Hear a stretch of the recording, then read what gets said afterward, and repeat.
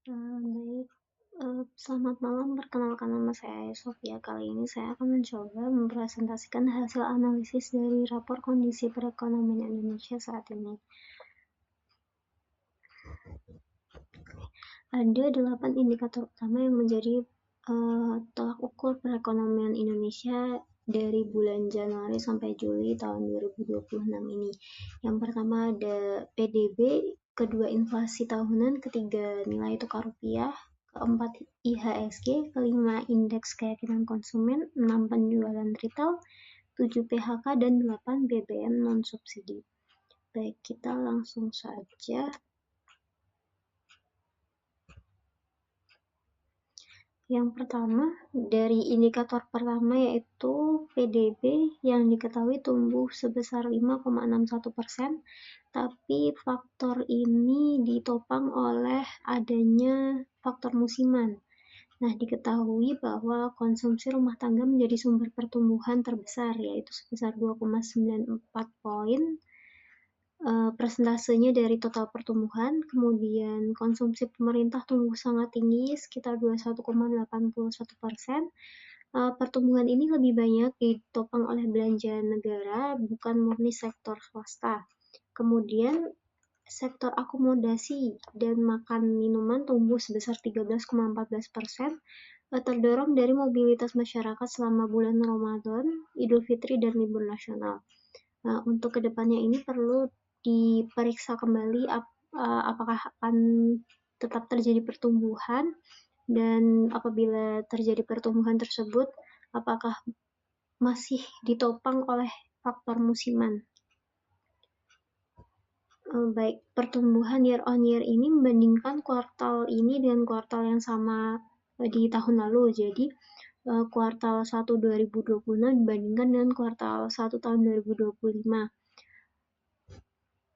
Angka year on year yang tinggi ini bisa disertai dengan pertumbuhan negatif seperti yang terjadi di sini karena efek musiman atau dasar perbandingan.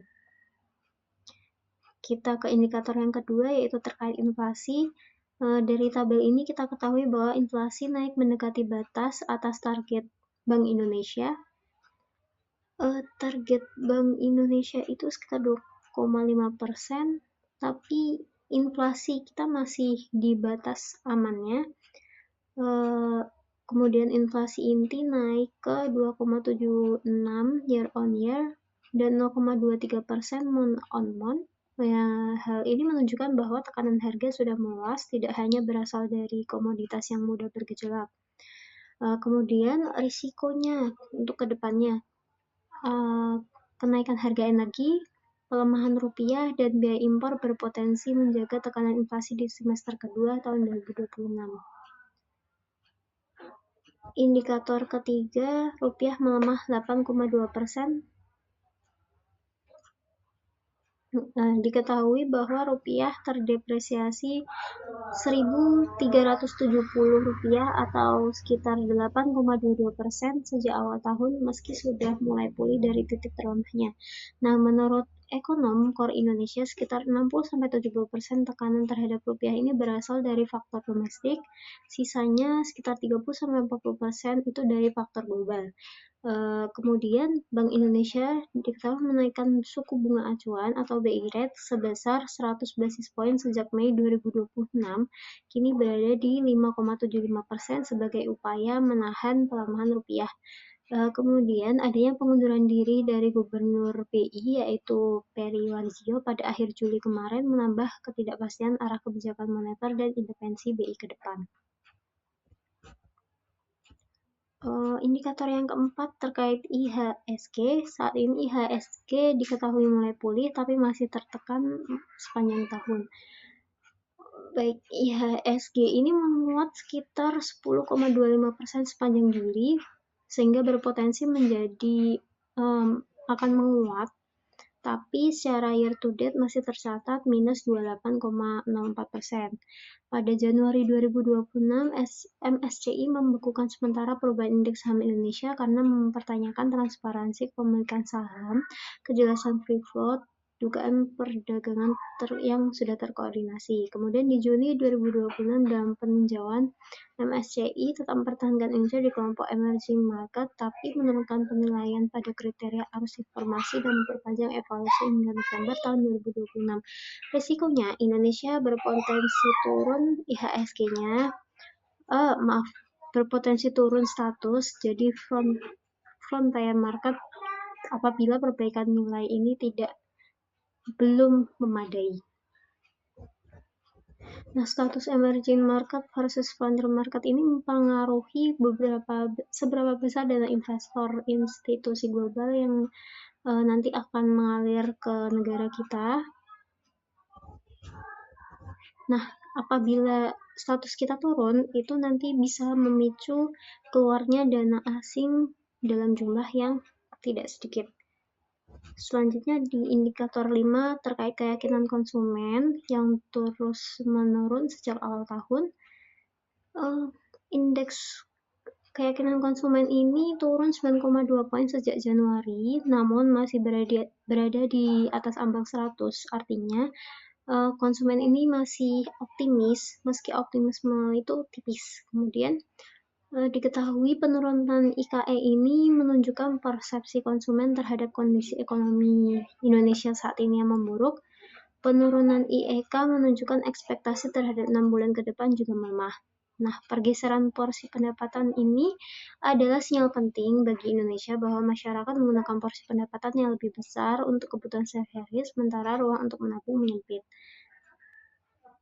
Indikator ke-6 terkait penjualan retail yang sudah masuk fase kontraksi. Penjualan retail ini berbalik drastis dari pertumbuhan positif menjadi kontraksi berturut-turut sejak awal tahun. Ini adalah bukan sekedar persepsi ya, ini sudah fakta bahwa tren penurunan keyakinan konsumen pada indikator sebelumnya ini mencerminkan bahwa adanya penurunan optimisme. Baik, lanjut ke indikator ke-7 yaitu terkait ketenaga kerjaan. Diketahui bahwa PHK melonjak tajam di bulan Juli terakhir ini sebesar kira-kira 8.919 pekerja. Bulan Mei ke Juni itu terjadi PHK. Namun secara tahunan jumlah PHK selama semester 1 ini masih 23,58% kira-kira, lebih rendah dibanding periode yang sama pada tahun lalu. Nah, diketahui juga bahwa Jawa Barat menjadi provinsi PHK terbanyak. Data ini mencakup pekerja yang mengklasifikasinya sebagai peserta program jaminan kehilangan pekerjaan, belum termasuk yang mengundurkan diri, pensiun, cacat total, atau meninggal dunia. Oke, baik. Yang perlu dipantau itu untuk kedepannya adalah apakah lonjakan di bulan Juni merupakan awal tren baru yang akan berlanjut di kuartal 3 ini. Ke indikator 8 yaitu BBM non-subsidi yang turun di bulan Juli tapi masih tinggi dibandingkan tahun 2025. Diketahui bahwa Pertamina menurunkan harga sejumlah BBM non-subsidi pada 1 Juli kemarin walaupun sebelumnya sempat dinaikkan. Kemudian walaupun turun di bulan Juli ini, seluruh harga BBM non-subsidi masih tetap lebih tinggi dibandingkan dengan tahun 2025 kemarin. Tapi harga BBM bersubsidi masih ditahan oleh pemerintah, jadi walaupun naik tapi naiknya tidak terlalu tinggi. Baik, kesimpulan jadi apabila misalnya rupiah melemah itu akan berdampak pada biaya energi dan impor yang akan naik sehingga inflasi merangkak, daya beli masyarakat kita tertekan, dan retail kita akan terancam terjadi penurunan. Nah, kesimpulannya sendiri adalah ekonomi Indonesia pada paruh pertama di 2026 pertengahan ini menunjukkan belum pasti. Jadi pertumbuhan ekonomi ini masih tetap sesuai target di batas aman, tapi masih harus dipantau untuk kedepannya. Indikator-indikator ini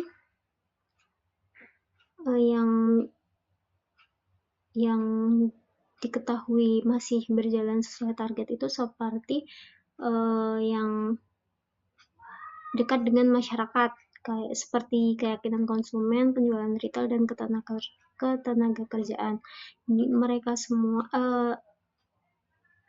poin-poin tadi itu menunjukkan tanda pelemahan, tapi masih tanda pelemahan yang konsisten, jadi masih harus dipantau ke depannya.